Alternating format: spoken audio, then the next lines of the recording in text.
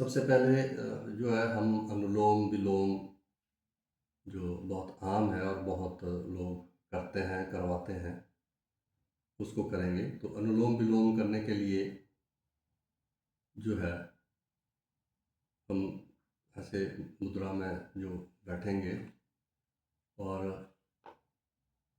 अपना जो साँस एक नाक से लेकर के दूसरे स्वर से हम उसे बाहर निकालेंगे।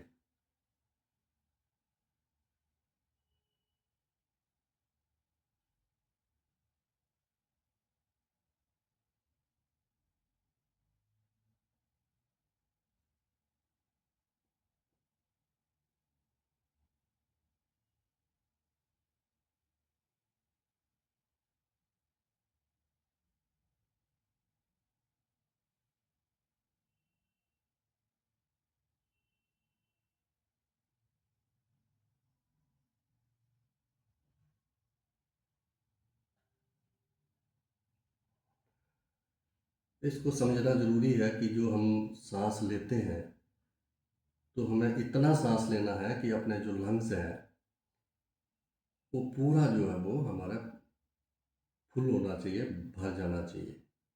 क्योंकि जब भी हम साँस लेते हैं तो हमारे जो लंग्स हैं वो मोर और लेस 50-60% जो है वो इतना ही काम करते हैं। क्योंकि पूरे जो लंग्स हैं हमारे फूलते नहीं हैं। तो इस तरीके से अनुलोम और विलोम हम करें तो इससे जो हमारे लंग्स की भी एक्सरसाइज होती है, क्योंकि इससे ज़्यादा ऑक्सीजन शरीर में जाएगी, ज़्यादा अच्छी फिल्ट्रेशन होगी और इससे जो है वो हालांकि विजिबल फ़ायदा नहीं लेकिन इनविजिबली इसका बहुत फ़ायदा होता है। तो इससे ये है कि अनुलोम विलोम जब भी हम करें तो हम भरपूर सांस लें और फिर दूसरे सांस से बिल्कुल आहिस्ता आहिस्ता से हमें दूसरे स्वर से हमें उसे बाहर निकालना है।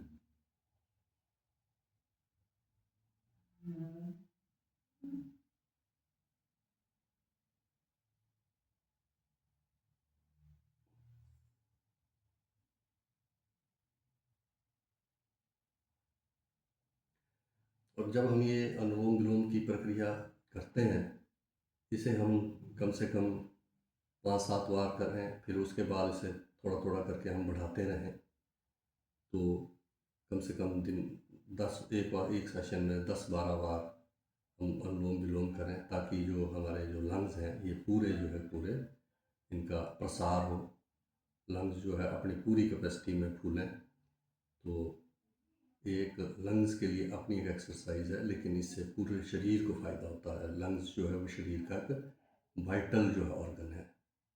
तो लंग्स को स्वस्थ रखना जो है वो बहुत ज़रूरी है, क्योंकि बहुत सी जो बीमारियां हैं वो इसकी वजह से, लंग्स की वीकनेस की वजह से जो है वो हो सकती हैं।